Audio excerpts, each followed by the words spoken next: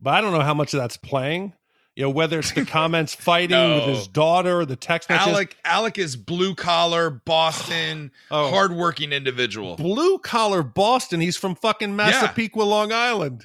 Oh, I'm sorry, Massapequa, Long Island. You're right. You're right. Exactly. I get the two confused because they're virtually the same assholes.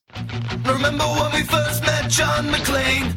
Argyle picked him up from the plane and took him down the Nakatomi Tower at the Christmas party. And the terrorists were overzealous, but it was sweet when they killed Ellis.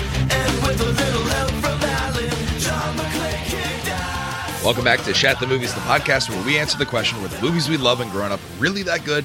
Have you ever caught yourself thinking, why don't they make movies like they used to? Can you still remember spending your Friday nights searching for the perfect movie rental at Blockbuster Video? Do you even remember what Blockbuster Video was? If you answered yes and this is the podcast for you, I'm one of your three co-hosts, Roger Roper.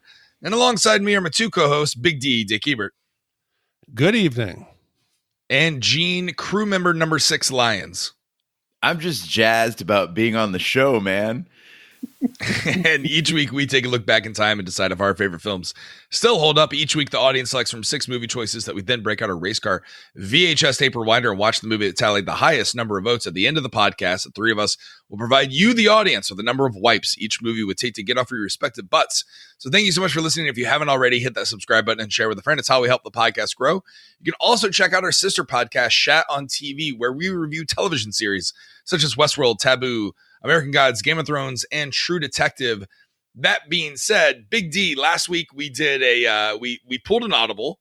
We did a voting category, which was the I guess the best of Roger Roper, Bill and Ted. You were in Seattle. Gene did the edit. Gene, you did a great edit on that. But we're back to our summer clearance of all of our commissions. What do we got in store for us tonight? Well, our commission tonight comes from one of our longtime friends, Rob P. He's Crash_86 on Twitter, and I think he's been with us probably since maybe our first Westworld season. He just seems to have always been around. That's right. So he had a big moment recently in his life, and he wanted to commemorate it and to thank us for all the entertainment we've given him, and he decided to commission the latest movie we've ever done, and it was a good one. It was the 1999 space sci-fi parody Galaxy Quest. Yeah, if you and people ask us occasionally, or they'll write into hosts at shatthemovies.com and ask how they can give a commission. If you want to give a commission, you go to the website and there's a link there, I think, right, Big D, where you can send in money. No, there's not. Okay. No. Oh, how do you do it? How does? Well, normally somebody says, "Hey, what's the commission process?" And then we say it's anything over $100, whatever you feel comfortable. We feel guilty enough asking for money as it is, but just to cover the cost monthly. And we say, if you can, and we ask what it is first, because we've gotten some crazy ones that I told you, like we're not going to do Max Dugan Returns or Prince of Tides. It's my mother's birthday tomorrow. And my sister's like, why don't you do Prince of Tides as her birthday gift? I said, no, can't do it. Yeah, if you think about it, when you take the 2 hours it takes each of us to watch the movie, the 2 hours it takes to record the thing, and the 3 to 4 hours it takes to edit and produce the thing, you're getting these movies for about $10 an hour. That's dirt cheap, you guys, and you're immortalized. So when we become huge and get picked up on, like, say, the History Channel or Oxygen, and in a Bill and Ted sort of thing, they build an entire civilization around these podcasts. You will be one of those pioneers. Yeah. So in addition to people sending in their commissions to hosts at shatthemovies.com, we always ask to give a little background. Why did you choose this movie? And so Rob sent in a little message with this as well. And Gene, you have that right in front of you. Yeah. So Rob again, hey man, how's it going? Thanks for listening. He writes in, hi folks. For the past year and a half, I've been going through a hell of a time at work. That time ended on May 1st when my position was eliminated. For the record, I'm the 6th from my team that they ran off. All of us had 3 things in common. Being over 55, I was the youngest, having 20 plus years with the company, and our salary range.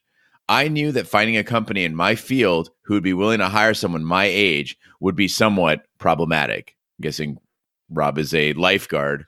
I had planned to commission a movie as a way to say thank you for being a tether to my sanity once Game of Thrones wrapped up, but given my situation, I didn't think that it was going to be an option. So I sent an email during Game of Thrones to thank everyone for helping take my mind off my troubles and figured that was going to be the best thing I could do. My wife and I have been together since we were in high school, and we will be married 33 years in August. Wow, that's crazy. Our whole adult lives, we've been paranoid that we weren't saving enough for retirement. Surprise, come to find out we have been oversaving for retirement. So while the younglings who ran me off are still slaving to the grind, I'm sleeping in and knocking things off my shit-to-do list. Now, why I chose Galaxy Quest. When I saw Galaxy Quest in the theater, it just nailed the whole scene. Conventions, the personalities of the actors. Tim Allen is so much like Shatner, it hurts. The fandom, all of it. It did something that parodies seldom do. It immersed me. It made me actually interested in the plight of the Thermians while riffing off the whole Trekkie scene. And the premise is great. What if these signals we bounce off satellites get picked up by an alien intelligence and they think they're seeing Earth's historical documents? Our family tosses lines from the movie around all the time, from Sam Rockwell's, "Oh, that's not right," to Alan Rickman's deadpan, "By Grabthar's hammer," to doing the Thermian laugh or clap when someone around the house does something boneheaded. Who better to hand this gem over to than the Shat crew? As I recall, Big D wasn't a big fan of Spaceballs. Maybe Galaxy Quest is more to his liking. Well, that's it. The NSEA protector is in your care. Do your worst. And that comes from Rob Puckett, Crash86 on Twitter. Yeah. Thanks, Rob, again, so much for writing in. Yeah, congratulations. You've been over saving and you only sent us $100. What the hell? Yeah, exactly. He's rolling in cash. He's bragging about retiring. And he's listening to all the podcasts that we do. Right, exactly. Yeah. You guys are fucking vultures. This man just lost his job. And you're like, where's the money, Rob? Where's the fucking money? Remember, we're his tether to sanity. Oh, that's right. Yeah. If the world does implode and pigs start flying and dogs start hanging out with cats and somehow we get famous, which of the three of us do you think is going to be eating it up at the Comic-Con convention, signing $15 autograph? Hey, let's not jump into the podcast here, but anybody who's listening to this podcast knows who it is. Well, Galaxy Quest is a 1999 American Star Trek parody that stars Tim Allen, Sigourney Weaver, Alan Rickman, Tony Shalhoub, Sam Rockwell, and Daryl Mitchell. The film depicts the cast of a defunct cult television series called Galaxy Quest, who are suddenly visited by actual aliens who believe the series to be an accurate documentary and become involved in a very real intergalactic conflict. The film was a modest box office success and positively received by the critics. It did win the Hugo Award for Best Dramatic Presentation, an award that was previously won by the original Star Trek series in the 1960s, and a Nebula Award for Best Script, and was also nominated for 10 Saturn Awards, including Best Science Fiction Film, Best Director, Best Actress, Best Supporting Actor, and Best Actor. Those are all Saturn Awards. It was also included in Reader's Digest of the 100 Funniest Movies of All Time in 2012, and Star Trek fans voted it the 7th best Star Trek film of all time in 2013. Raj, what was that word? 7th? Fans. What did I say? Flans? Fans? Flans? I thought you had a stroke. It was included. I'm a Thermian. We have no commander. We always ask the question before we dive into the review. Where were you? What are your memories of the first time you watched this movie? We'll start with you, Gene. Guys, I think I first saw Galaxy Quest with my girlfriend at the time, Lindsay Weedman. She was my girlfriend like from senior year of high school through college, and I remember watching it with her, and she always liked these like wholesome PG movies. Mm-hmm. And I was very into like, Pulp Fiction and stuff like that. And I was so ashamed to admit that I liked it as much as I did. And I've always loved Alan Rickman and Sigourney Weaver and Sam Rockwell for that matter. But I never thought Tim Allen was funny. Like when he had Tool Time, I was like, this is the dumbest shit. And I was like, what the fuck is it? And this time was the one time that I truly liked Tim Allen. It changed my life. Actually, it was called Home Improvement. Tool Time was the show that Tim Allen's character. It was like his show that he hosted within the show of Home Improvement. Well, I got to thank you because I was about to say Tool Time also. So Gene took that bullet for me. But for me, man, I never watched whatever that Home Improvement show was. I hated it. I thought he's a hack. The funniest thing he's ever done, I think, was getting arrested with 1.5 pounds of cocaine. That's the funniest thing I think he's ever done, and that made me kind of feel sorry for him. But I never wanted to watch any of his movies. I've never seen The Santa Claus. I don't think I've seen basically anything he's done, and because of that, I had never seen this movie before last night. You've seen Toy Story. He's in Toy Story. He's Buzz Lightyear. Yeah, but he's playing Tom Hanks in Toy Story. Yeah, that's just a voice. I don't have to see him. There was a time when my father, before he passed away, he really loved Home Improvement. I wasn't a Home Improvement fan, but my dad really loved the whole and all that kind of stuff. And he would mimic Tim Allen. And he was kind of like a trendsetter back in the early 80s in terms of stand-up comedy, and comes from a working class, blue collar Michigan family. But he kind of went off the deep end, like in the 2000s. And I think I'm with you, Gene. I think this is his best work. I, too, watched this by myself as a VHS rental. I remember not being excited about it. I was like, I guess I'll watch Galaxy Quest because I've seen everything else, and then rode my bicycle back home. But I was pleasantly surprised at this one. This was a good movie. I wasn't like a big Trekkie or anything like that. We'll get into it when we review the movies, but this is a solid flick. So with that being said, Big D, play the trailer. In the far reaches of the galaxy, a civilization is under siege. We are all that is left. They've searched the universe for a leader. Stay tuned for scenes from next week's Galaxy Quest. Never give up, never surrender. He will save us. What they got Never give up and never surrender. were struggling TV actors. You are our last hope. Where's my limo? Okie dokie. And they're about to put on a command performance 8 million light years away. We are actors, not astronauts. You are our protectors. That was a hell of a thing. Now, Laredo, take us out. You gotta move to the right. Would you sit your ass down? You want to drive this thing? acting like heroes. The whole thing was just a misunderstanding. May not be enough. They look like little children. Hi, little guy. I'm done. DreamWorks Pictures presents Tim Allen, Sigourney Weaver, Alan Rickman, Galaxy Quest. You're just gonna have to kill it. Well, go for the mouth, the throat, his vulnerable spots. It's a rock. It doesn't have any vulnerable spots. The cast members of the canceled space adventure television series Galaxy Quest spend most of their days attending fan conventions and promotional stunts. Though the series' former lead star Jason Nesmith thrives on attention, the other cast members resent him and, to varying degrees, the state of their careers. So as this movie opens up, they kind of do it in a very meta fashion where you're watching the show Galaxy Quest as it's being presented at a convention. And immediately I noticed that this movie is not going to be reliant on scripting so much. It's more sight gags and the actual performance of the actors. And I think Galaxy Quest shows what having a talented cast can do for a very simple script. If you look at this movie, and I have on paper, there's not a lot going on there. They don't say a lot. There's not a lot of wordplay, no like really clever puns or like tricky situations. They didn't overwrite it. They spent the money on quality talent. And if that cast that you listed, Raj, is stellar.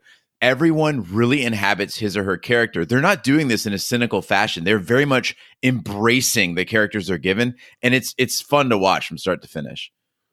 Yeah, I think this is such a fun parody. It could have gone the other way. This could have been savage. They could have ripped apart the Trekkies. Here, they seem to embrace it. The crew and the cast, like you said, they seemed like they all had worked together, like they knew each other. There was a friendly rivalry. I could have seen them doing a sitcom for like 10 years together, and the animosity and all the underlying tension, it seemed so genuine for such an obviously a parody film. But I'm glad that it went that friendly side, because if they savaged these Trekkies, I think this movie would have just been the bane of a lot of sci-fi fans' existence. Where were you guys, or what age were you when you realized that there were Trekkies and Trekkers and this underlying fan base that was so obsessed with shows like Star Trek?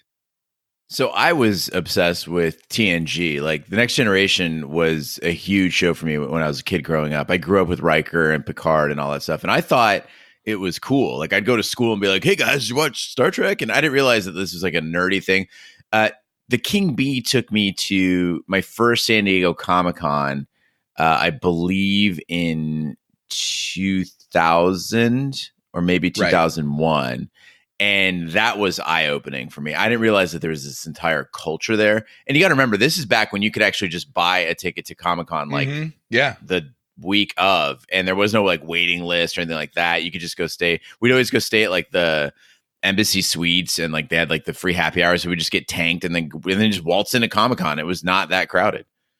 Yeah, no, I think Comic-Con started getting super crowded like around 2008, 2009 is when it became over commercialized and overhyped. But like you said that you were a New Generation fan, there was like a what do they call it? A rift between the fandoms where the Trekkies, they considered themselves like fans of the old, the original, the Spock and the who's the guys? Help me out here.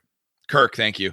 Those were the Trekkies, and the New Generation people, they were the Trekkers. And supposedly, according to this documentary that I think you can watch, Trekkies, where they talk about that. And the Trekkers were more like scientific based. They were more like, into peace and all that kind of stuff, where they looked down on the Trekkies, the fans of that show, where it was like Galaxy Quest, where it was all these convenient plot scenarios and whatnot. And it was overacted and all that kind of stuff. But the brilliancy of this show, like you said, Big D, is that it's not making fun of the fandom. It's embracing it.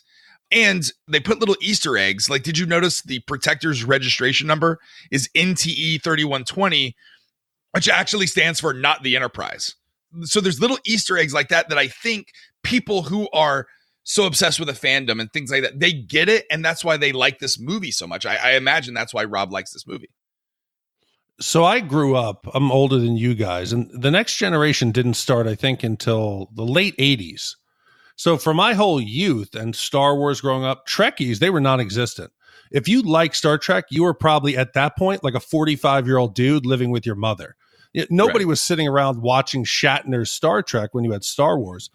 And that even continues today. They recently found, I think it was on Mars, there was a stone formation in the shape which looked like the symbol that the Star Trek. What do they wear? What is that thing?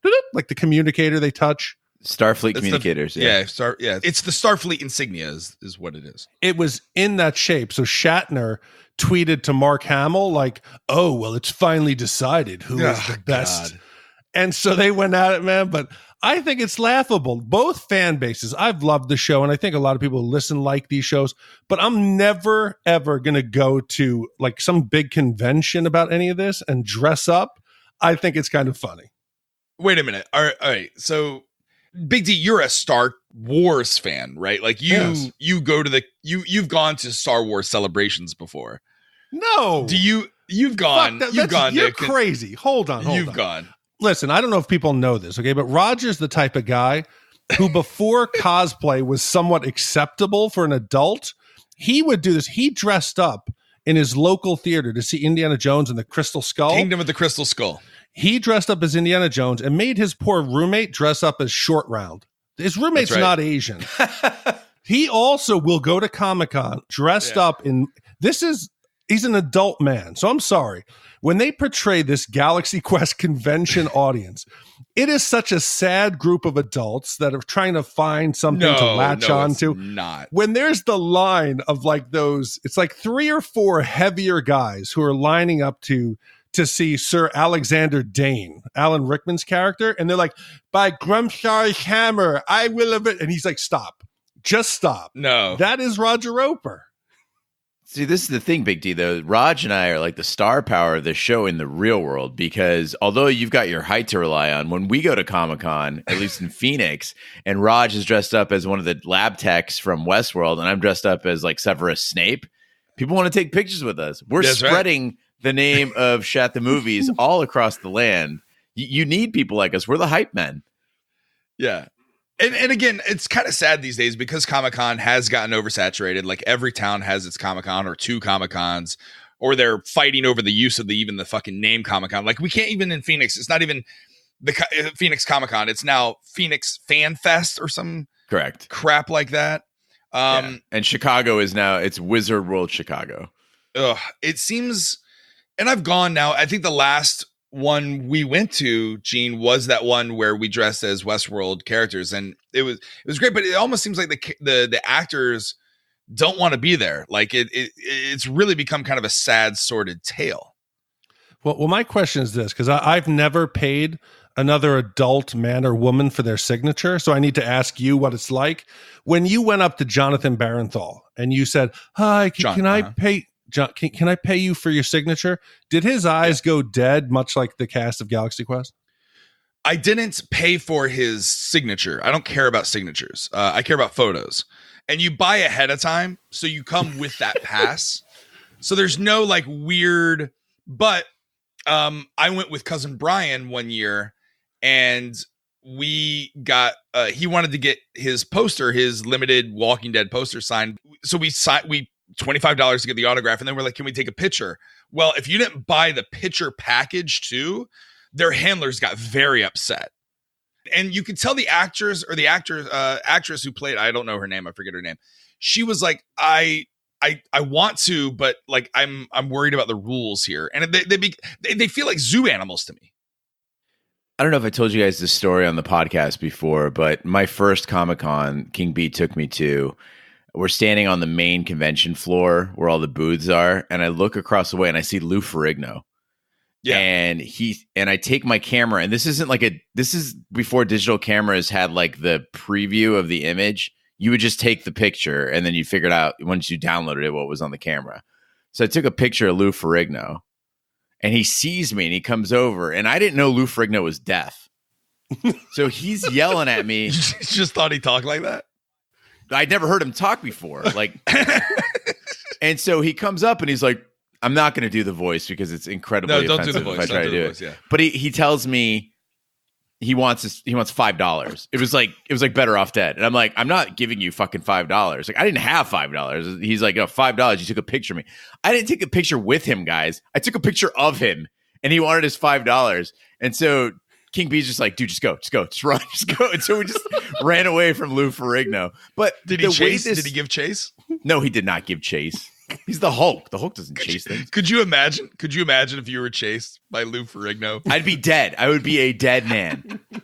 He would have killed me. But the way this whole thing started at cons, I don't know if people know this history, but you used to take a sketchbook with you, and you would go to all your favorite guys who did, Will Eisner, Stan Sakai, Alan Moore, like all these great writers and artists, and you would go to them, Mike Mignola, and you would say, hey, listen, I love your work, blah, blah, blah. Can I leave my sketchbook with you? And in their free time, while they were hanging out in their booth trying to sell their stuff, they would sketch you a drawing, and then you come back later that day and you could pick it up. And it would be like a custom thing that they drew for you. Now, they probably drew the same thing 100 times a day, but it was for you. And it was considered polite to leave a couple bucks along with your notebook as like a thank you for taking the time to do it. But it wasn't like a set pricing. It was just a nice way of saying thanks for taking the time to draw me this really cool thing. And King B and I still have our sketchbooks, but I think that's been lost to, like you said, Raj, and now it's just a prepaid, you're paying for a one-size-fits-all thing. Yeah, and again, if you've never been to a Comic-Con, Big D, if we ever go together, we've got to go. Artist Alley is the embodiment of what Comic-Con used to be, yes. And it's sad because it's completely gone by the wayside. And I always make sure I try not to buy pop figures or any bullshit like that. I use and spend my money on character, like artist drawings, custom drawings. When I was there at San Diego Comic-Con a couple years back, the artist who did all the comics drawings of Deadpool at the end of the Deadpool movie was there. And I got him to do like Deadpool as like George Washington, kind of doing some things. And that's really cool. Like, and it's something that's custom and meaningful to me. And it's a good story versus I'm going to buy a limited edition pop figure in a glass case for 60. Like, I don't need bullshit tchotchkes like that. So I implore any person who goes to Comic-Con, hang out in Artist Alley. But I became aware of like Star Trek and everything like that through George Takei because I was a big Howard Stern fan. And he became, oh my. Oh, like that's my first real interaction into thinking like the cast is more than just William Shatner and Leonard Nimoy. Like there's all these great stories, and he would tell all the ins and outs, and he would shit on Shatner and talk all about the background of the cast. And you got to know like there was so much more Star Trek than that, and there's so much more to just Tim Allen and Tony Shalhoub and Alan Rickman in this movie, and Sigourney Weaver. There's other actors that are also like just casting gold. Right. They had so many actors crawling around the set of this movie that they were just putting them in all over the place. Right. And, you know, some undiscovered talent there. Rainn Wilson from The Office, he's one of the Thermians, and like he's mostly just in the background. Like he's in the hug scene, and I think he's on the bridge as well.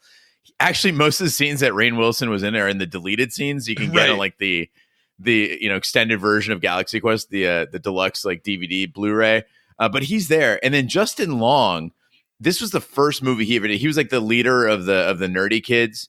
He went on to do Jeepers Creepers and Dodgeball, and most notably, he was that kid in the fucking Mac commercials. I was like, get a Mac, like that guy. Mm-hmm. Yeah. But this was the first movie he'd ever done. Like he'd never even done like a low budget thing or TV or anything. It was just like, boom, you're in a movie. Yeah, and also Tony Shalhoub might be the most underrated comedic actor of our generation. He's phenomenal. He's most recently can be seen in the Marvelous Miss Maisel, which take it for what you want of that show, but Tony Shalhoub steals every scene that he's in. And you might know also Tony Shalhoub from Wings if you've been around that long. But he's so much more. He did Monk. Monk. Yeah. So good in this. Well, Jason is approached by a group calling themselves the Thermians, led by Mathazar, who requests his help, believing this to be for a promotional appearance. He agrees. Jason doesn't grasp that he's been transported to a working recreation of the bridge of the NSEA Protector, the starship from Galaxy Quest. He gives a half-hearted order as captain, directing them to attack his enemy, General Saris, temporarily defeating him. When the Thermians transport him back to Earth, he realizes that it was real, and he attempts to relate his adventure to the other cast members, but is rebuffed. When the Thermian Laliaria appears and requests Jason's help further, he convinces the cast to join him.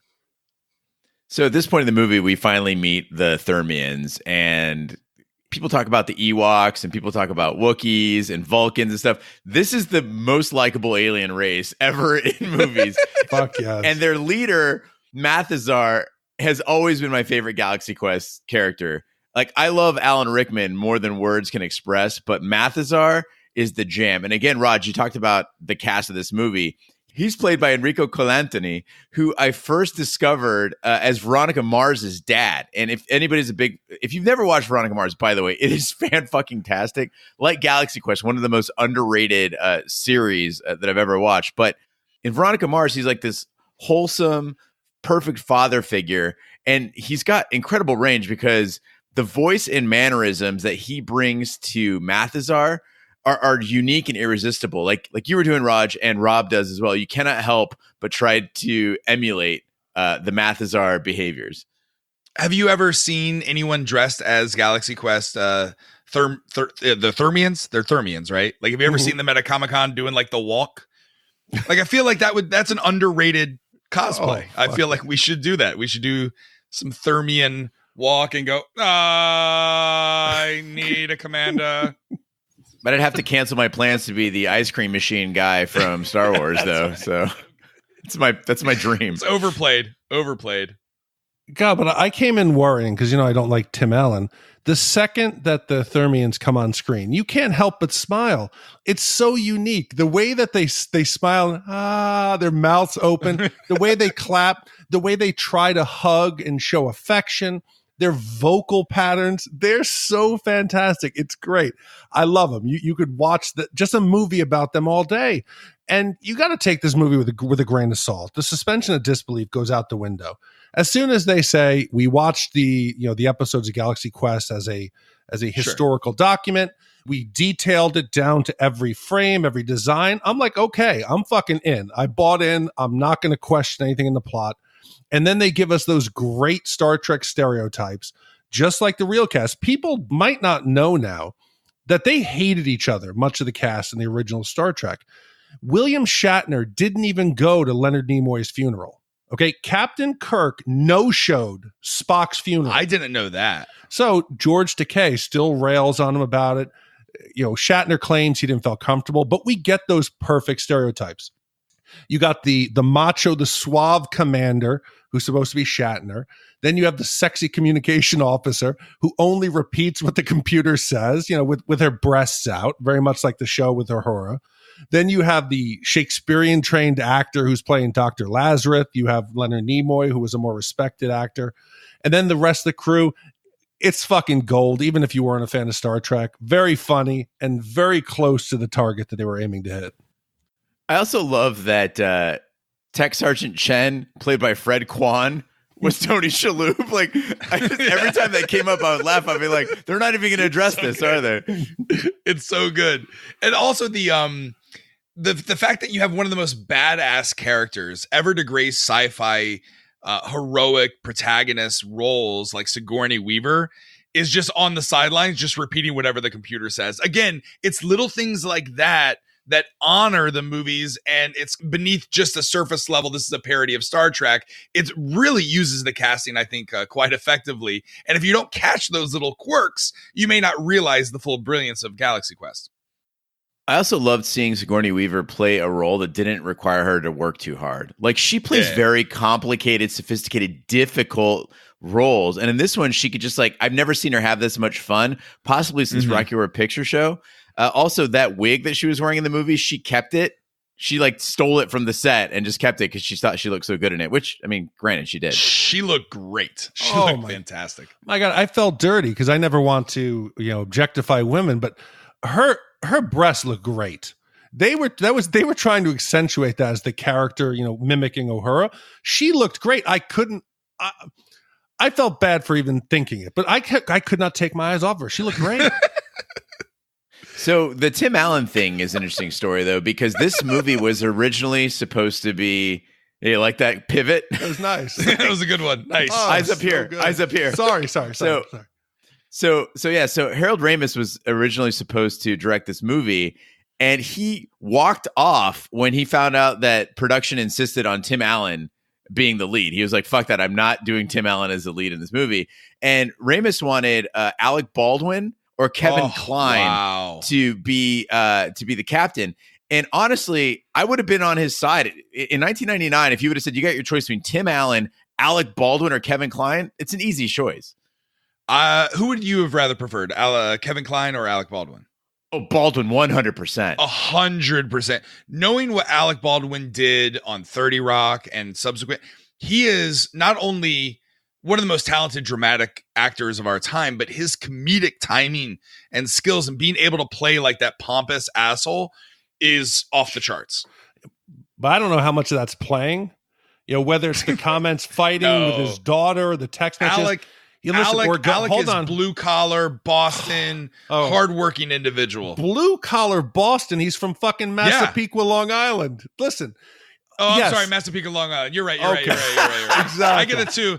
I get the two confused because they're virtually the same assholes. Wait a second. I was born in Manhasset. Does that mean I could be blue collar Boston too? That's you. Yeah. No, but if you genuinely go back and listen to Alec Baldwin.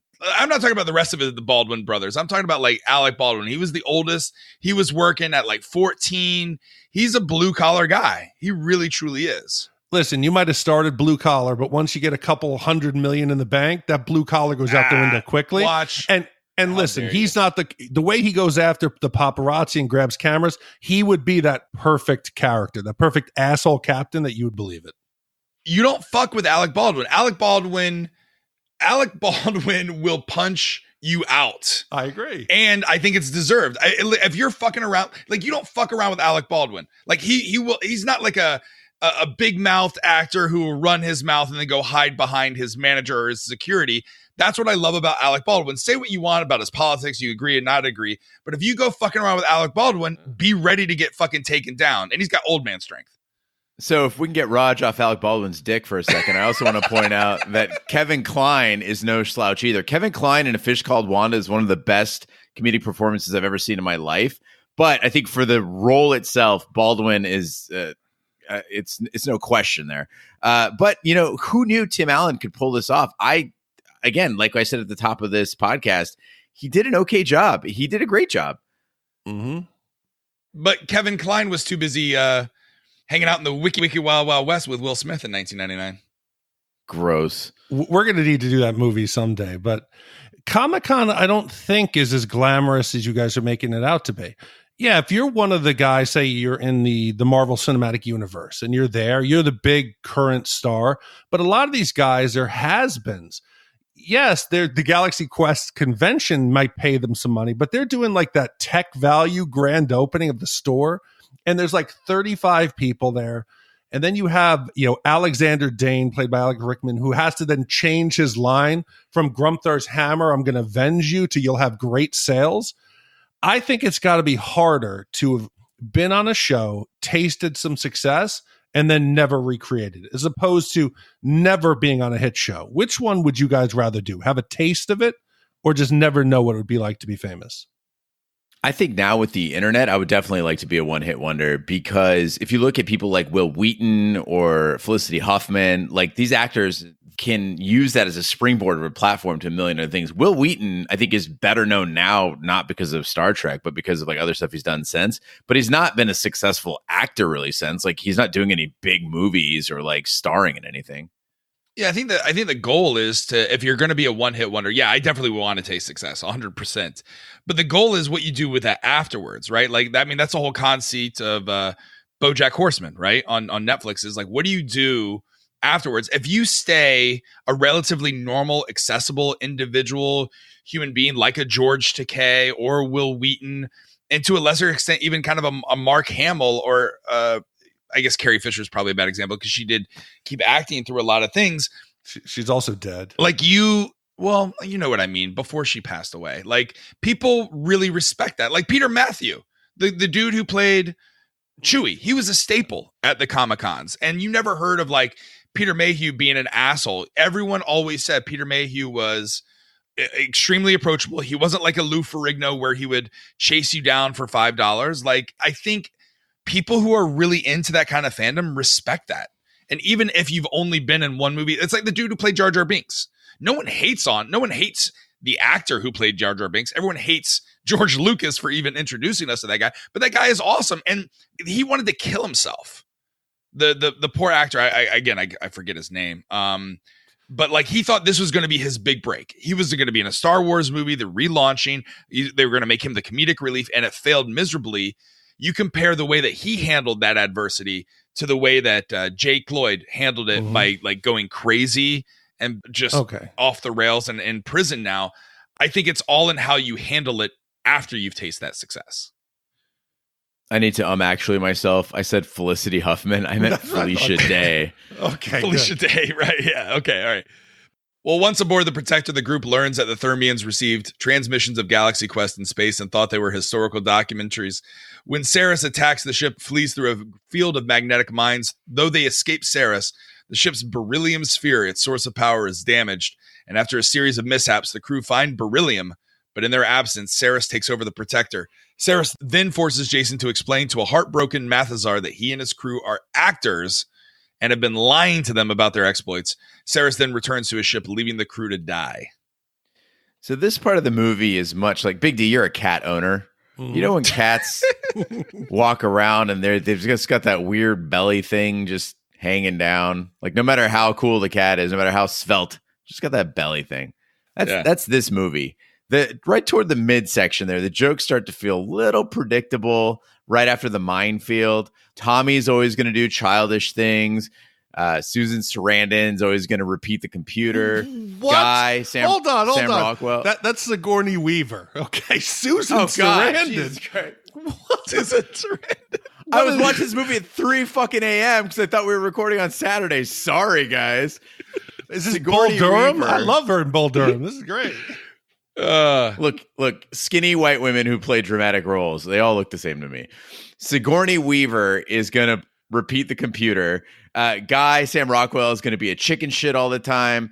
Dr. Lazarus is going to condescend to everybody. Tony Shalhoub is going to mumble awkwardly his lines. Like, I'm like, okay, we're going back to the well one too many times. I'm starting to lose interest at this point in the movie.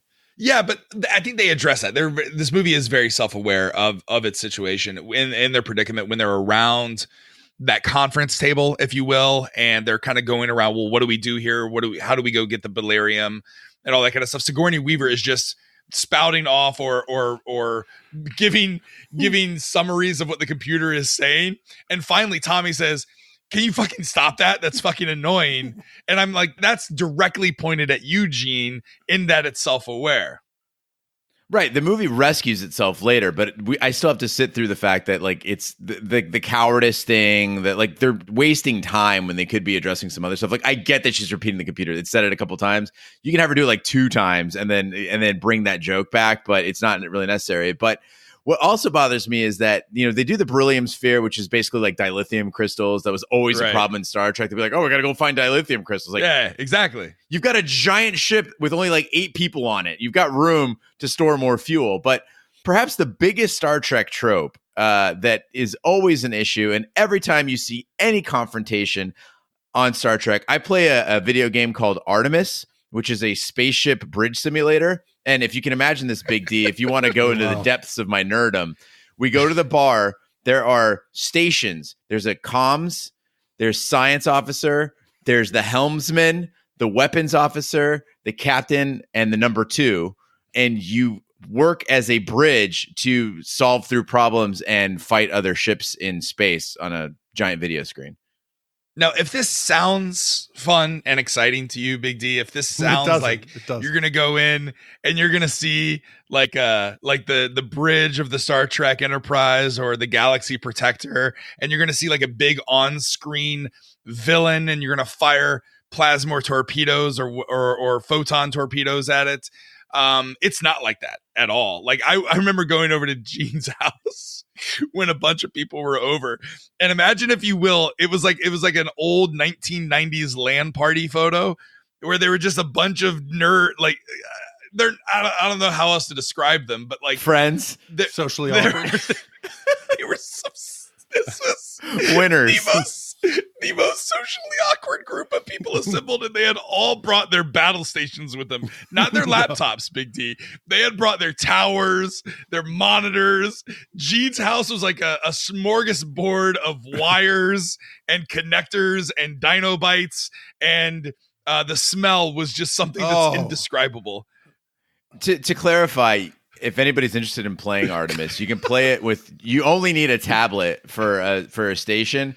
But yeah, the guy who was our helmsman brought, I shit you not, to my house a 40-inch flat screen TV on its own table, his own gaming chair, and then he had, much like Laredo, he had his left hand, he had a throttle, and his right hand he had a stick, and then he had his own tower computer that we had to run a cable through. It was amazing. So I just want to get this. So as you guys are in the room, you're playing and you're talking to each other. Do you call each other by your name or by your character? Like, would I be like, hey, Gene, fire the phasers? Or would I have to be like, hey, weapons officer, Gene Lyon, second in command, fire torpedoes, go?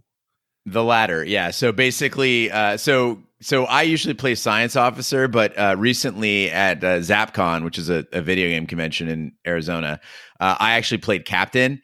And yeah, you have to basically address the person as their station. And what's interesting about it, though, is like getting back to the movie, is that the first thing I do when we encounter enemy ships, I go, okay, well, let's reduce the impulse speed, red alert, shields up. Right? Like that's, and then I tell engineering to divert power to the front shields and then divert more power so that we can arm our photon torpedoes faster, usually preparing with one nuke in the tube and an EMP to get the party started. Again, if this sounds fun, Big T, if this sounds like an exciting graphic adventure, it is not. It is like it's like a new school RPG game where everything is just text based. It's terrible. No, there's video on it. So Big D, another great thing, a spin on fragging, if you will, is we had one fighter. So you have two fighters in the bay too that you can scramble out, and they like have their own independent little ships, but they can't go to warp speed. And so there was one woman that we were playing with at Zapcon that I absolutely did not like. And so we basically fragged her. We went out to a battle. I sent out the fighters. I scrambled the fighters. I had one guy come back, and then we took off at warp speed and left her stranded in space to die. I just want everybody to keep in mind, Gene just said, one nuke in the tube to get this party started. That's something right. you know he's said before. Oh, he's definitely brought that up in a makeout session. He's like, girl, I got one nuke in the tube. Let's see where this party takes us. Warp speed ahead. Yeah, but I always wear my plasma shield for protection. That's right. Well, I think part of the beauty of Galaxy Quest is also the practical effects for the most part, right? Like you have leftover aliens, like the Captain Saris and his crew. They look like leftovers from the Fifth Element. I think those are the exact same, if I'm not mistaken. Those are leftover costumes. So I'm glad that they did a lot of practical effects. No, and again, they're being very meta. I think they're talking about there is no beryllium sphere in the show. It was paper mache, chicken wire, and then something. That's what the beryllium sphere is. But when that whole scene is going on, what makes it for me is Sam Rockwell. He's the obvious red shirt, and he knows he's the red shirt. He's like, why the fuck am I on this ship going to get the beryllium sphere? I'm a nobody. You guys don't even know my last name. That's because I'm the one who's going to die. I don't think we've ever had a self-aware red shirt before, and it makes the scene when they're down on the planet just hilarious for me. Not only that, but it also makes it satisfying when in the conclusion, because I really almost think that like this is Guy's movie. Right? Because at first we see him, he's like the host. He's really playing up the fact that this is the biggest thing he's ever done was act in one scene of, episode 81 of a series that, ended 20 years ago. And he's still trying to milk that. And he's asking them, hey, can I come here and sign my pictures? But then by the end, he's redeemed. He's the hero of this movie where Tony Shalhoub's character goes to him and he's like, maybe you're not the red shirt. Maybe you're just the wacky comic relief. The plucky comic relief. And I think that gives credence. And again, I think that's why this movie is so good, is that it's self-aware, it's self-referential, but it doesn't just use these characters as one-note stereotypes fully. It really does kind of give it a traditional story arc to each one of the characters, each one of the main characters, which I genuinely enjoy as someone who has to review movies for a fucking podcast every week. Well, with the aid of a Galaxy Quest fan on Earth named Brandon, using a genuine Thermian communicator, Jason has accidentally swapped for Brandon's prop. And his network of friends who possess intimate knowledge of the show, Jason and Gwen make their way to the ship's core and shut down the self-destruct sequence while Alexander leads the Thermians in fighting back against Saris's forces. The humans take back command of the Protector and fly to confront Saris, and the crew flies through the minefield again, but this time evades the mines, causing them to drag behind the ship. The Protector flies straight at Saris's ship, maneuvering away at the last second, tricking him into flying into the mines and obliterating his ship. So I feel like the cast of Galaxy Quest's relationship with the listeners very closely mirrors our relationship with listeners when we're doing Shat on TV. Right. Because when we're doing a show like Westworld or Game of Thrones, particularly Westworld, and people will write in when we're doing the Game of Thrones Small Council or the Westworld Telegraph, people will write in, they'll be like, did you notice that the marble that they were using in episode 3 had a slight red tinge to it, but then it was white in episode 4? And also, when you see Dolores talking to William, I think you see a little wrinkle in his right eye that might indicate that he also is a host. And we're just like, what the fuck are you talking about? Like, watch But then that was like in season 1. Then in season 2, we're like, please help us. What is happening here? Explain the show to us. Speaking of which, have you guys seen the trailer for season 3 of Oh, Westworld just dropped at San Diego Comic-Con? looks phenomenal. Looks it looks great. like, it looks. I don't know if Tandy Newton's character is going into some sort of online World War II game, similar to what happened in season 2, where they enter into the host storage facility or whatever, or if there's a whole nother theme park of World War II, which I think it is. I think that's going to be great. And then also we're following Dolores as she's entering into the world, and Bernard is also out there as well. It's going to be fucking fantastic. I can't wait. Yeah, two things. One is from a perfectly self-serving aspect of it. If the first 2 seasons were just a setup for something much huger and more interesting and more exciting, thank you HBO. but also, if I had the choice between going to like Westworld or a you cannot die World War II, hell yeah, I'm doing World War II. That would be the shit. Yeah. But I mean, like, you can like kind of make your own rules in Westworld, right? That's the whole purpose, is you can live without boundaries and all that kind of stuff. Like, would there also kind of be that similar world if Westworld existed with a movie like Galaxy Quest or Star Trek, where you could go and you could, live that world where you're a good guy or a bad guy? I mean, it's basically what they set up in this movie, and Big D alluded to it, where the Thermians modeled everything after the behaviors and actions and designs that were on the historical documents, the TV show Galaxy Quest. And so here's where the movie gets more interesting to me. They take that predictability and they loop it back into a weapon for the good guys. And it's a very clever setup. How do you explain how they got so good at stuff when they're just actors? Well, everything in the Thermians world is modeled after Galaxy Quest. Therefore, what works in the show stands a good chance of working in the real world. It was really a fun way to explain it, as opposed to saying like, some sort of a training montage where they suddenly just got good at stuff. What do you think would happen though? Like, so are you suggesting that the people like Justin Long's character, Brandon, and his group of friends that are so obsessed with the show, would they go to a theme park like this where everything is based on Galaxy Quest or like a Westworld type scenario?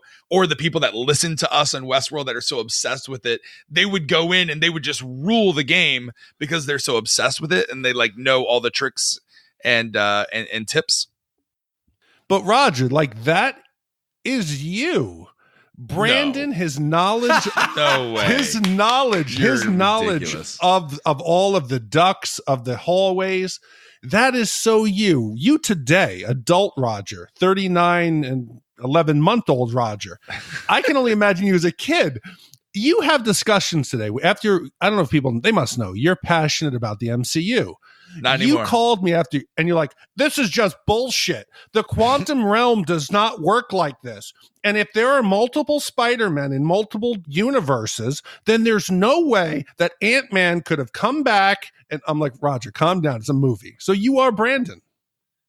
Yeah, Raj and the King Bee play video games very differently from how I do. So when I'm playing a game, I like to actually try to be the character. I'm going through the world, exploring it, and I'm leveling the way that the game developers design. Like, you go through this adventure and you learn this thing and you gain this capability, and it should take you about this much time. But the King Bee and Raj, like King Bee one time, we were playing Red Dead Redemption 2, and he's like, all right, here's what we're going to do. You're going to get up on top of this building, and there's only one ladder the cops can come up. You just sit here and just headshot everybody. Just do that for a while. Or like Raj will be like, all right, we're going to get you leveled up in Division 2, like through like 30 levels in one day. You just come with me and we're going to, and like they hack the game. And I'm like, that's not how the game's supposed to be played. Or my favorite one is both of these guys will say to me, they're like, you don't really die when you die in the game. You could be a little like, because I'm very cautious. I just hide most of the time and like take pot shots at people. They're like, come the fuck on. I'm trying to play the game. I'm inhabiting my character. I build my character to be a tank and then just destroy people. But the young kid with the sequencing, like he's in Brandon's group when they all get online and they're all asking for the different knowledges. The kid that has the sequencing of the 2442 steals the movie. He's in for like 5 seconds of Galaxy Quest. My favorite character. 100%. Yeah, he's a Lady Mormont to this movie. Yeah. So we somehow always have to sneak sex or some kind of, adult actions into our podcast. And I found myself thinking, Tech Sergeant Chen, he starts to hit it off with Laliari, and they eventually start to get romantic. And I want to know, would you have to ask some questions first? Like, this is an alien species. You don't know what genders they have, if they have genders. I'm okay. I would have had sex. The tentacles come out. I think it would be something interesting. Would you guys be hesitant to have sex with an alien species without getting some background first? I'm not even comfortable having sex with humans whose bodies deviate in any way from what is standard. Like, really? No, I'm serious. This isn't a knock on anybody. I have a really weird thing where, like, if proportions are just even slightly out of whack, I'm like, nothing's working for me here.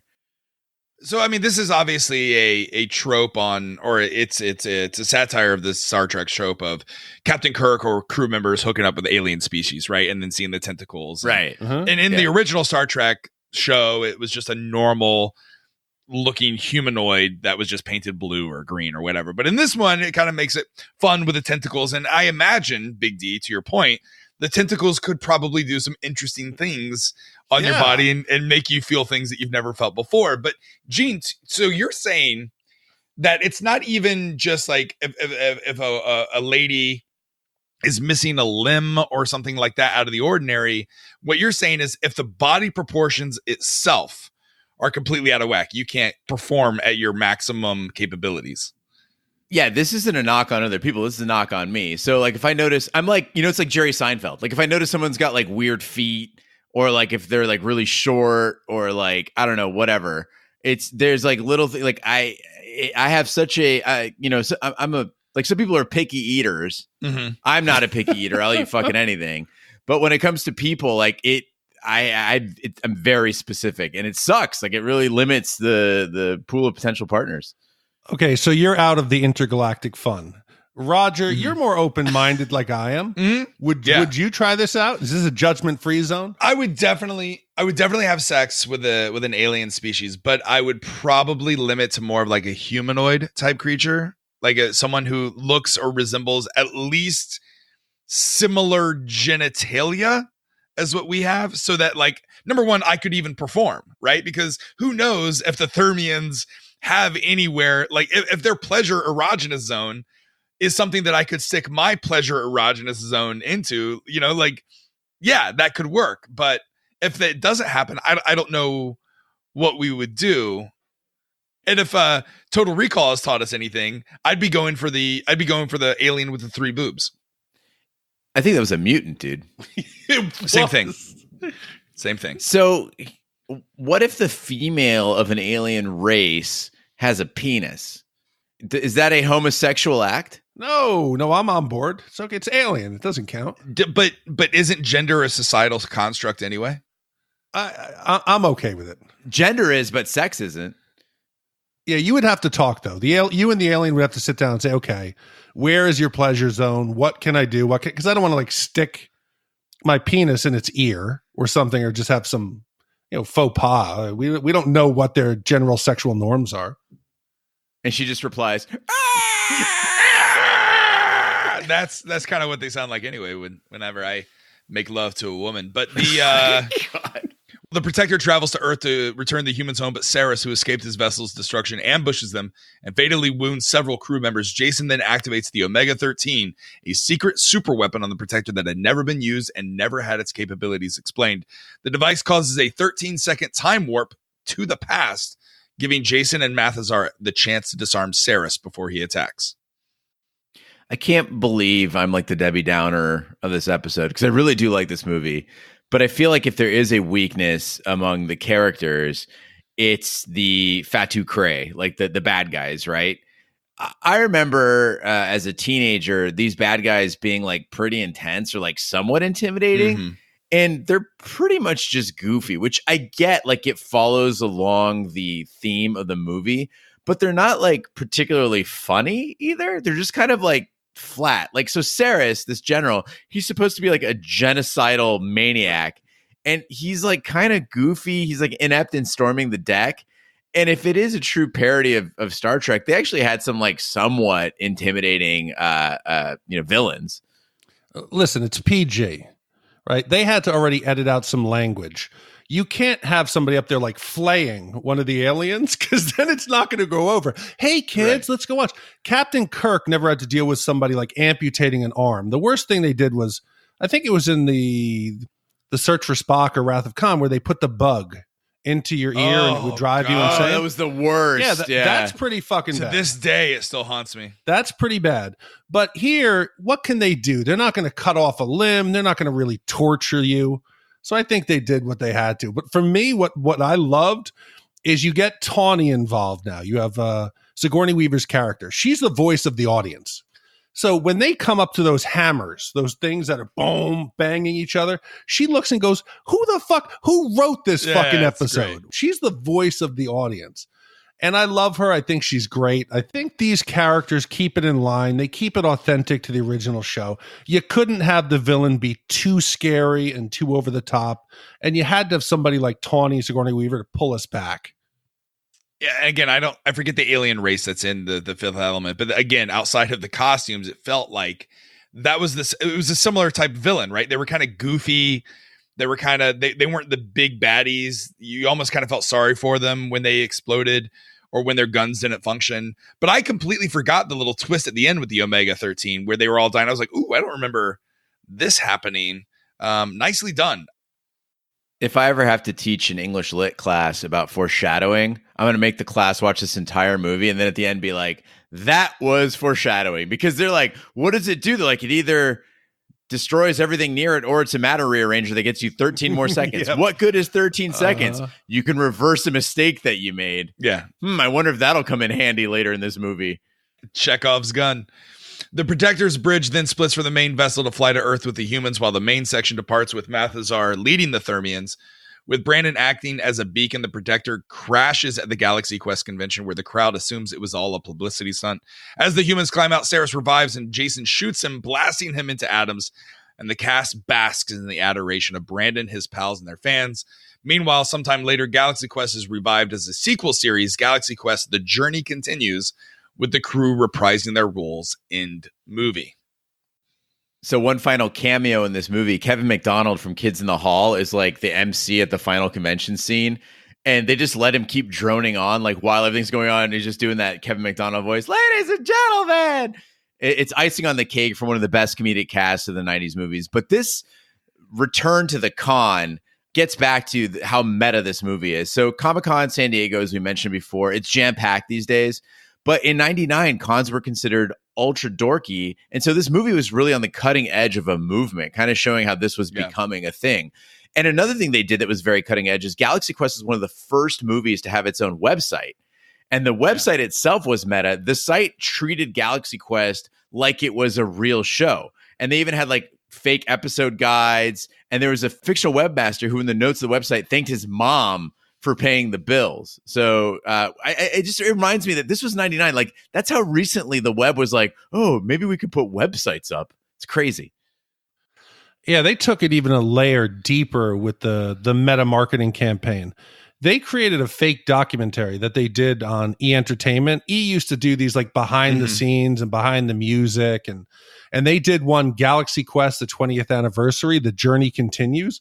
And the mockumentary, it never broke from the line that this was a real show that actually aired. So there were people in 99 who watched it, who became convinced that Galaxy Quest was a show they had missed. So it worked. Right. There were people that said, shit, I didn't know. I missed it. Then they searched for it. And it built this whole audience and this underground movement, which has made this, I think it's like a 90 or like a high 80s on Rotten Tomato, even today. It's over 90% on Rotten Tomatoes. And yeah, it was like it was almost like a Mandela effect. Yeah. Well, in a Galaxy Quest sequel was apparently ready to go for years, with the entire cast expressing uniform interest in participating. But when Alan Rickman passed away and Tim Allen off doing his Last Man Standing dumb show, it kind of all fell through, unfortunately. So I don't think I'd ever want to see them try to recreate Galaxy Quest or pick up where it left off without that original cast. Also, whenever a movie is this good, I hate to risk ruining its legacy with season 8 of Game of Thrones. But, you know, the Orville recently. It took 2017. That show came out with Seth MacFarlane. Have you guys watched that? Is that any good? I haven't watched it. I don't know. I thought it was going to be like a Galaxy Quest, but apparently it takes itself kind of serious. I watched part of one episode, and it doesn't take itself seriously. I think after watching this movie, I'll go back and give it a chance because Seth MacFarlane, he's funny. He's funny as fuck. So I doubt he would do the show and it would kind of suck. So I'm going to give it a chance. But to answer your question, Raj, I would not want to see this movie remade today, analyzing and looking into fandom today. Because like George R.R. Martin said, it's toxic.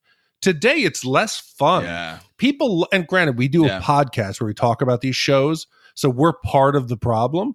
But most people just watch it and just come up with a reason to shit on it. And then they attack other fans. And then there's more infighting. Back in the day, Trekkies supported Trekkies. You then went after Star Wars fans. Now you have Game of Thrones book purists and TV only. And it's ridiculous now. It'd be no fun. And it's the internet, as much as it's brought people together, it's also torn the fabric of popular culture apart to where you can no longer enjoy pop culture in an innocent, fun way. Well, I think our show is probably more on the innocent side, or at least I like to think that it's more on the internet, independent. Like, we're not paid. We don't have sponsors. We do this, out of the goodness of our heart. And, sometimes we take commissions like this for Rob. But like, I think what's more toxic is the corporate paying for shows to do nothing but talk about how great something is. Like, oh, they're making another live action Disney movie and we can't wait. Or, man, Star Wars, hey, it's a Star Wars crew and here's behind the scene, never before action of your brand new favorite character. And it's all this gaslighting bullshit instead of kind of what we do, which is like, yeah, we love this stuff, but we're not going to sugarcoat anything. We're going to give you a real honest opinion, and we want to hear from people as well. But there is, almost to your point, Big D, it's like if you shit on something, like, I can't tell you the amount of hate mails we got on, like, you guys didn't get it too bad for Game of Thrones, but like when Westworld, if we didn't like one thing in Westworld that week the entire Telegraph, we had to like filter through emails of like, if you don't like it, why don't you fucking quit? Why don't you go kill yourself? This is the best show ever. Well, to be fair, we've evolved as a podcast. So I think we made a pretty... No, I mean, we made a decision, I'd say probably about a year ago, where it was, look, nobody cares if we hated something or not. They're listening to the podcast to understand better what was happening on screen. And I think King B and I did that with American Gods, where we're like, look, we understand this is not a great TV show. And we could sit here and talk about all the flaws in it. But instead, let's look at everything that was shown on screen and give you more depth on what it is that you saw, and I sprinkle in an opinion here or there. And I think that's the effective way to talk about this stuff. And there are so few people interested in truly exploring these worlds with an open mind and trying to understand what was being conveyed there and helping each other out, which I think was the scene, again, 20 years ago. And it is becoming toxic. But guys, silver lining, the plus side is, and I hate to be, the ray of sunshine here, but look at the turnout for Avengers Endgame. Look at the turnout for Infinity War. Like, we're at the point now where popular mainstream culture has embraced this stuff and is using it as a platform for all kinds of different storytelling. I think it's a great time to be a sci-fi or fantasy or comic book fan. Well, now it's time of the podcast where we break out our Shat meters and give you our wipe scores. If you've never listened to the movie before, or if you've never listened to Shat the movies before, a 0 wipe movie is a perfect movie. A 5 wipe movie is just a disaster. And quick plug for Bidet Genie. I just replaced my bidet on my personal toilet with a Bidet Genie, and it is absolutely fantastic. And I can't tell you, if you don't have one of these, it costs you $100 on Amazon. Stop wiping your butt with dry toilet paper like a caveman. Trade your old toilet seats in and get yourself a bidet. It really helps, especially when you watch terrible movies and you want to get it off your butt. So yeah. So I would eventually like to move from a wipe score to like a fountain score, but I know it's going to take some time. I feel like, Raj, you're moving. If there was a movie about your life, it would be Roger Roper and the Quest for Comfort, because you've now moved on to sandals all the time, like kind of like athletic pants, like softest t-shirts you can find. Hybrid pants? They're hybrid shorts. So they can get wet. They're stretchy and they look good. And then the softest t-shirt possible. Now you got a bidet genie spraying your ass full of water. I'm guessing how often do you get food delivered to your house? I've cut back on food delivery, although I recently heard of this. I've recently heard of Instacart. Have you heard of Instacart? Yes. Where you can put your groceries on a list and someone will do your personal shopping and deliver your groceries for you. Do you realize how close you are to that line of becoming a shut-in? If you all of a sudden had a windfall of money, you would be 600 pounds. You would be wearing your sweatpants. Hold on. That's what you're wearing. Modern sweatpants. Sweatpants, sandals, and a comfortable t-shirt, ordering food, not leaving the house. I'd be the dude. I think he'd be more like the comic book guy in the Simpsons. No, that guy's much angrier. I think Raj is just trending toward a sort of a Wall-E future. And I think that's just fine. They need a marijuana delivery service though in Arizona for him to do that. They have it everywhere else. Yeah, it's called the King Bee. Oh. Yeah, he makes me come to him. There was a time when the King Bee was like very careful. He used like burner cell phones and like would only meet people at like parks. Now it's just like he just leaves his front door open with like weed on the counter and just like, come get it. I don't care. All right. Well, that being said, we'll start with you, Big D. What wipe score do you give Galaxy Quest? So this movie has probably surprised me more than anything we've done recently. I wasn't that excited to see it. I told you I had a bias against Tim Allen to begin with. But it started and I couldn't stop smiling. The Comic-Con references, the parody of Star Trek, it was enjoyable. The actors seemed into it. There was a camaraderie that you felt on screen. I actually started to like Tim Allen. It was funny. I texted you guys like halfway through. I said, holy shit. I said, I'm kind of actually enjoying Galaxy Quest. I was surprised. It's a short movie, an hour, 40 minutes. It flew by. It made me happy. It didn't weigh me down. I really liked it, and I'm so surprised. I think everything they did worked. With the minor, maybe make the villains a little bit scarier, but it was great fun. And thank you, Rob. Thank you for making us watch this. I'm going to give it 1.25 wipes as a parody of a specific film genre or a series. I thought it was spot on, funny. It was done in a nice way. 1.25. Yeah, I'm going to have to agree with you. It's tough not to like this movie. It has a tight script that in the hands of the wrong cast or directors, it could have been a complete disaster, or it could have been something that would have made fans of this genre triggered. It would have made them feel like, they're making fun of us or whatnot. Instead of it is an homage to itself. The movie takes itself serious enough to honor the genres of science fiction and these type of movies without giving it a middle finger. It's tough because I did enjoy this movie. And I think of the other movies that we've done on the podcast, and I'm almost afraid of where this is going to land. So I can't quite give it a 1.25, but it's close. It's a 1.75 wipe for me, which leaves you, Gene. How many wipes do you give Galaxy Quest? Guys, I think we're all in the same starship here. I'm right in the same range. This movie wasn't just entertaining. It was like wholesome and entertaining without pandering. Yeah. It just walked a tightrope really well. It was satire, but it wasn't cynical. And I found myself rooting for these heroes the whole time, and every scene was memorable. You know those movies where you haven't seen them in 10 or 20 years and you watch it and you know exactly what's going to happen? That means that those scenes were perfectly crafted to stick in your memory, much like Pulp Fiction.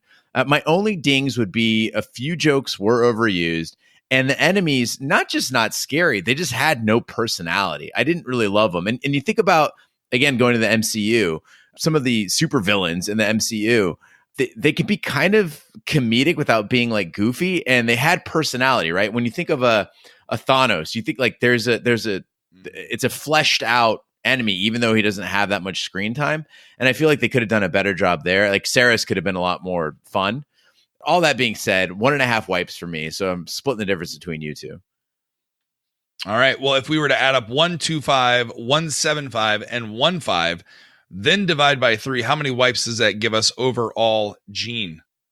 Easy math and a match for my score. It's 1.5 wipes average for Galaxy Quest. And Big D, if we were to take that 1.5 wipe score and compare it against the other movies we've done at Shat the Movies, where does it fall in that rank?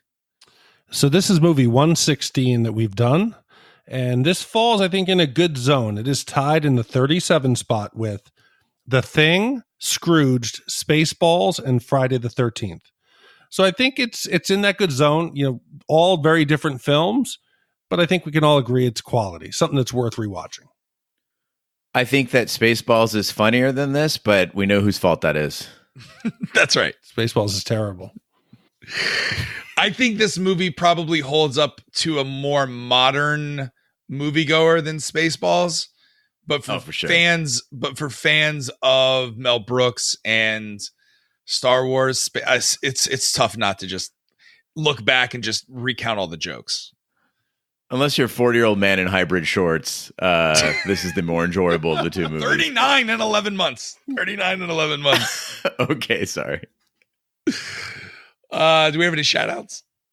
We do, Raj. Several shout-outs this week. If you'd like to hear your name on the podcast, just go to shatthemovies.com, and there will be a pop-out box that says shout-outs. Put your name in there, and we'll read it on the pod. This week's shout-outs go to Andy G. from the UK, who says he loves what we do. Jessica from Stoke-on-Trent in England. Jordan with 2 O's in Fort Payne, Alabama. Romeo 8 Juliet. Ben Bundy. Steve. Ryan. James Howell. Oscar. Liz. Ryan Trainer. Valerie. Clipped Huevos. Marky P. Aaron Chesero from South Kakalaki. Omar the Gangsta Wrangle. Hoggy. Marty Riggs from the UK. Austin Plord. Andreas Lath, Melissa M, Natalie Bollocks to Brexit Taylor, Garagewell, Pat Bateman, and Dickie Beegs. Thanks, everyone, and everyone from the UK, Jesus, for listening to the podcast. Again, if you'd like to hear your name on the podcast, just go to shatthemovies.com, put your name in the shout-outs box, and we're happy to read it here. I'll be in London. UK listeners, I'll be in London. Get your couches ready. Get your couches ready. I'll bring my soft pants. Buy your bidets. Well, the penthouse that we're staying in central London, we chose it because in the bathroom there's a bidet. Wait, is there a lucky lady? No, going with our buddies Red Ryan, his girlfriend, and Ray Noriega from Orange County. Yeah, it'll be a fun time. It'll be a good time. But Big D, we're continuing on the summer of commissions. Do we have another commission that we're going to be doing next week, right? Yeah, we do. We got a string of some good ones coming up. And next week was commissioned by one of our longtime listeners, Christian DeLeo. On a run from a bank robbery that left several police officers dead, Seth Gecko and his paranoid loose cannon brother Richard hightail it to the Mexican border. Kidnapping preacher Jacob Fuller and his kids. The criminals sneak across the border in the family's RV and hold up in a topless bar. Unfortunately, the bar happens to be the home base for a gang of vampires, and the brothers and their hostages have to fight their way out. And again, this was commissioned by Christian DeLeo. It was released in January of 1996, directed by Robert Rodriguez, and screenplay by Quentin Tarantino, and it's going to be a good one. So stay tuned to the Stay tuned. Stay tuned to the trailer. So we don't have a commander. Stay tuned to the trailer. Pussy. Good pussy, stinky pussy, pretty pussy, smelly pussy. What did you say? What's the end one? He goes, if we got the pussy, if you can find better, if you can find cheaper pussy anywhere, fuck it. Fuck it. Oh, I can't wait to do this. I can't wait to do this movie. It's one of my favorites. So stay to the end and listen to that trailer. That concludes this week's episode, though, of Galaxy Quest on Shat the Movies. Be sure to follow us on social media and share with a friend. We're on social media, Twitter, Snapchat, and Instagram. The handle is at Shat the Movies. On Facebook, you can just follow our link on our website, which is shatthemovies.com. You can email us your suggestions and requests for commissions at hosts@shatthemovies.com. You can support the podcast through PayPal, Venmo, or Amazon. All our affiliate links are on our website, shatthemovies.com. And be sure to check out our sister podcast, Shat on TV, where we review television series such as Westworld, Taboo, American Gods, Game of Thrones, and True Detective. You can check all the information and past episodes on that website, shatontv.com. On behalf of my co-host, Big D, Dick Ebert, and Gene Crewman number 6, I'm Roger Roper. Be sure to join us next week for the following commissioned review. Thank you so much for listening. Take care. Good night and good luck. Everybody be cool. You be cool.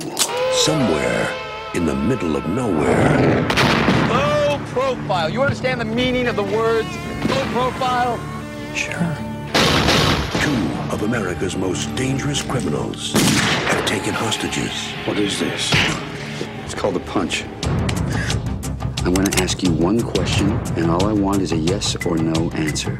Do you want to live through this? Yes. Okay, Ramblers, let's get rambling. One night is all that stands between them and freedom. This is my kind of place. But it's going to be one hell of a night. We might be in trouble. We have a bunch of fucking vampires out there trying to get in here and suck our fucking blood. Now, their only chance is to fight back. Oh, yeah!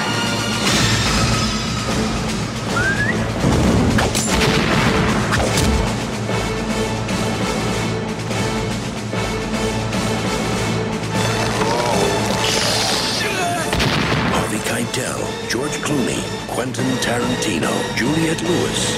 Welcome to slavery. No thanks. I already had a wife. From dusk till dawn.